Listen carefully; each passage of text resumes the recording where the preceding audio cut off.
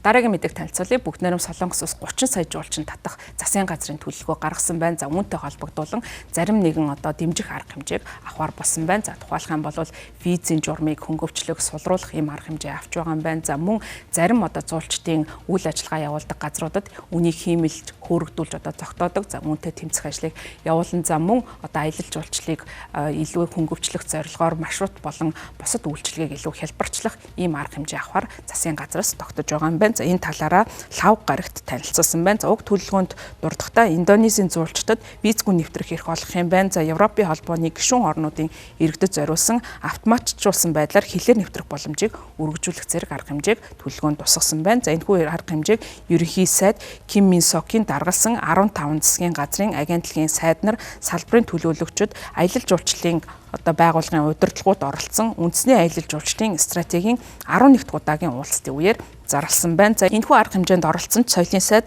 Чуа Кёнгхён Солонгосын соёлын экспорт дэлхийн нийтийн анхаарлыг татаж байгаа нь дотоодын аялал жуулчлалын салбарын хувьд алтан үе ирсэн гэж тодорхойлоод K-Tourism Embraces World буюу Солонгосын туризм аялал жуулчлал нь дэлхийг тэрвэрч байна гэсэн утга агуулгатай томоохон санаачлагыг танилцуулсан байна. За энэхүү алхам нь бүгд найрамд Солонгос улсаас цар тахлын дараа аялал жуулчлалын сэргэж байгаа явдлыг ашиглах зорилготой юм байна. За сүүлийн үед бол хөрс зэрэгэлдээ Японд руу жуулчдын тоо нэмэгдэж байгаа. За энэ сэргэлтийг ашиглах боломжийг бол Япон илүүтэй ашиглаж байгаа бол Солонгосоос үүнээс бас хоцрох сонирхолгүй байгаагаа илэрхийлэн шинэ төлөвлөгөөг баталж байгаа юм байна. За бүгд найрамд Солонгос улс 2025 онд нийтдээ 18 сая жуулчин хүлээн авсан. За энэ бол цар тахлын өмнөх оргил үе болох 17 саяыг давсан. За 2024 онтой харьцуулахад 2025 онд ойролцоогоор жуулчдын өсөлт 15%-аар өссөн үзүүлэлттэй байгаа юм байна. За харин Японы аялал жуулчлал бол хурцтай өсөлттэй энэ өсөж байгаатай бол Солонгос улс одоогийн байдлаар хөл нийлүүлэхэд хүндрэлтэй тулгараад байгаа. За Японы хувьд бол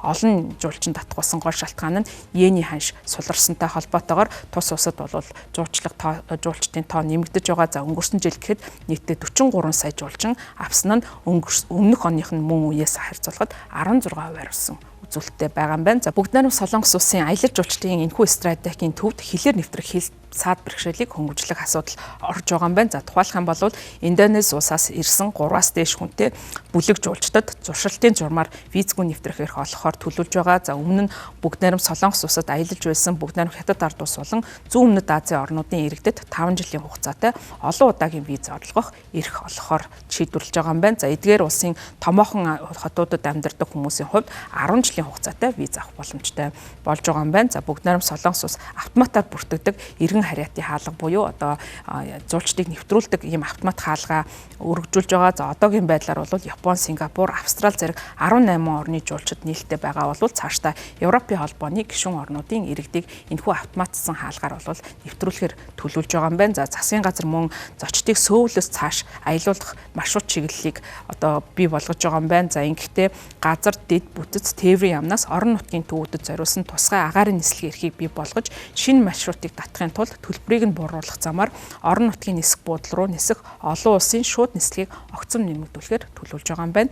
Инчон болон орон нутгийн нисэх буудлуудын хооронд дотоодын холбох нислэгүүд нэмэгдэнэ. За одоогийн байдлаар сөүлийн бүсийн 13 чиглэлдэд хязгаарлагдмал тоотой явж байгаа.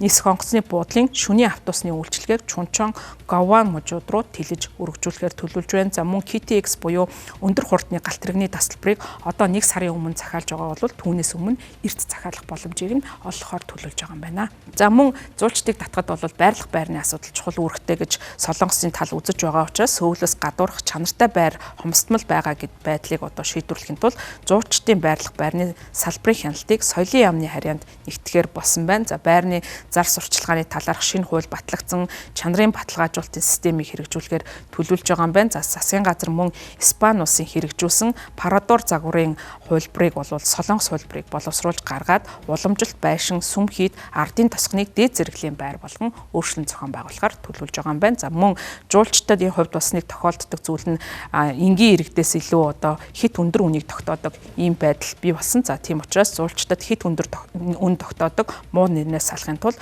Солонгос улсын засгийн газар үнийн хөөрөгдлийн эсрэг бодлогоо зарласан байна. За үнэ ил тавиагүй эсвэл зарласан үн тарифа дагаж мөрдөөгүй гэдэг нь баригдсан тохиолдолд тухайн бизнес эрхлэгчдийн зөвшөөрлийг шууд цуцлагаар төлөвлөж байгаа юм байна. За мөн өөрөө тайлхнадаг шинэ үнийн систем нэвтрүүлж байгаа. За энэ нь бол байрны үйлчилгээ үзүүлэгчдийг улирлын чанартай үнийг урьдчилан одоо бүртгүүлэхийг шаардах болно. За мөн чэжүү арлын түрээсийн машинуудын компаниуд оргил үед бол үнэ өсгдөг байдлыг хязгаарлахаар төлөвлөж байгаа юм байна. Одоо байгаа захиалгыг үнэлэлгүйгээр цуцлан зочид буудлууд мөн торгуул шинээр хүлээхээр болж байгаа юм байна. За эдгээр багц арга хэмжээ нь мөн 2027-оос 2029 онд Солонгос зочлох жил компанид ажлыг эхлүүлэх хүрээнд бас явагдана. За энэхүү компанид ажлын хүрээнд амьдралын хэм маягт суурилсан аялал жуулчлалын бүтээгдэхүүн болох K-Beauty, K-Food зэрэг одоо замаас ахуулаад K-Hike-ийн зэрэг бүх төрлийн бүтээгдэхүүнийг багтаасан ийм одоо уламжлалт болон амьдралын хэм маягт зурчилсан жуучны шинэ бүтээгдэхүүнийг гаргаж байгаа юм байна. За сүүлийн үед бол